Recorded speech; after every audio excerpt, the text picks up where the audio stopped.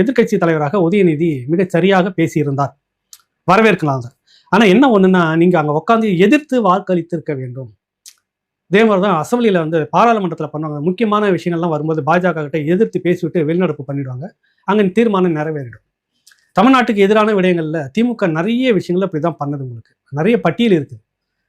எதிர்த்து வாக்களிக்கிறதை விட்டுட்டு வெளிநடப்பு பண்றோன்னு முறுக்கிக்கிட்டு வெளியில வந்துடுவாங்க. அதே போலதான் இன்னைக்கு இவங்களுடைய டிராமா இருந்தது.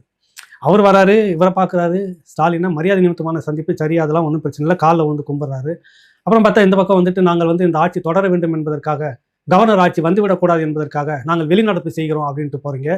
என்ன அப்படின்னு அதில் ஒரு இது இடிக்குது, நிறைய விஷயங்கள் இடிக்குது. நான் உன்னை கண்டுக்க கூடாது, நீங்கள் என்ன கண்டுக்க கூடாது, இதுதான் அரசியலா அப்படின்ற கேள்வியும் இருக்குது இதுக்குள்ளாக. கலாச்சாரம் கடைசியாக நாங்கள் வந்து எதிர்ப்பு தெரிவிக்க மாட்டோம், வெளியில் போகிறோங்க, இது ஒரு வழி, நீ இப்படியே நல்லபடியாக இருந்துக்க, நாங்கள் எதிர்க்கிற மாதிரி எதிர்க்கிறோம், நீங்கள் எங்கள் மேலே இந்த ஊழல் வழக்காது இதெல்லாம் எதுவும் கண்டுக்காத, இப்படியே 2 பேரும் ஓடிக்கிட்டே இருப்போம் அப்படின்ற மாதிரி அக்ரிமெண்ட்டாக என்னன்னு எனக்கு தெரியல.